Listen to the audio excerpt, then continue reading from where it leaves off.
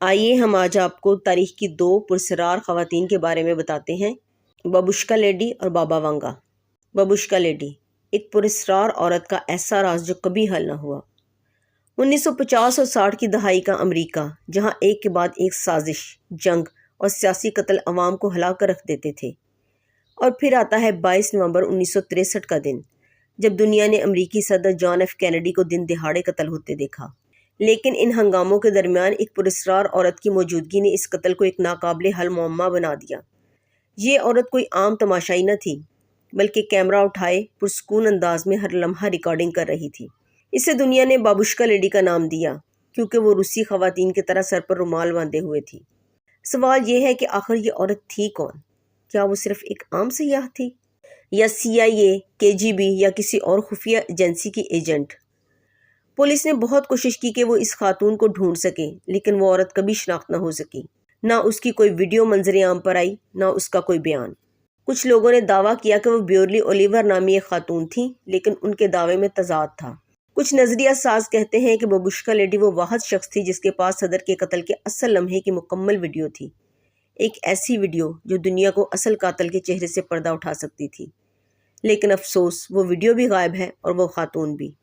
آج 60 سال سے بھی زیادہ عرصہ ہو گیا، لیکن بابوشکا لیڈی امریکی تاریخ کے سب سے بڑے سیاسی قتل کے سائے میں ایک پراسرار مجسمہ بنی ہوئی ہے۔ آخر وہ کون تھی؟ اور اگر وہ صرف ایک عام خاتون تھی تو اتنی اہم فوٹیج لے کر کہاں غائب ہوگی؟ یہ راز شاید کبھی فاش نہ ہو پائے۔ بابا وانگا، اندھی مگر بینا عورت۔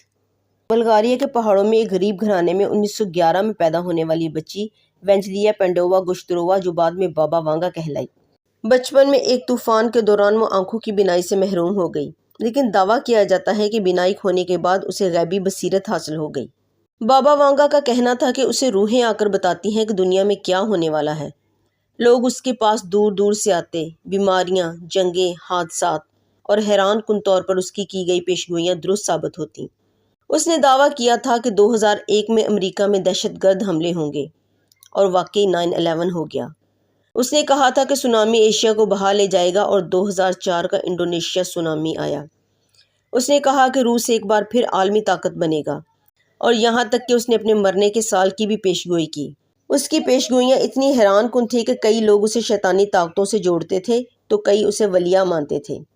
کچھ نے اسے فریب قرار دیا، لیکن وہ ہزاروں لوگوں کے لیے امید، رہنمائی اور خوف کا نشان بنی رہی۔ اس نے مستقبل کے بارے میں بھی پیشگوئیاں کی۔ 2043 میں اسلامی خلافت یورپ پر حکومت کرے گی۔ 2100 میں سورج کی توانائی کو مصنوعی طریقوں سے قابو میں لایا جائے گا، اور 3797 میں دنیا کا خاتمہ ہوگا۔ ان کی پیشگوئیوں کی وجہ سے انہیں بلکان کی نابینا پیشگو کے طور پر جانا جاتا ہے۔ سچ کیا ہے، جھوٹ کیا، یہ تو وقت ہی بتائے گا۔ لیکن بابا وانگا کے پیروکار آج بھی اسے بلکان کی نابینا ولیہ کہتے ہیں۔ دنیا کے پردے پر ایسی خواتین نے ہمیشہ موجودگی کا سحر بکھیرا ہے جو نظر تو عام آتی ہیں، مگر ان کے کردار غیر معمولی ہوتے ہیں۔ بابوشکا لیڈی ایک تصویر جو مکمل نہیں، بابا وانگا ایک پیشگو جس کی آنکھیں بند تھیں مگر نگاہیں کھلی تھیں۔ ایسے کردار ہمیں یہ احساس دلاتے ہیں کہ دنیا میں ہر چہرہ، ہر آواز اور ہر واقعہ ایک راز چھپائے ہوئے ہے۔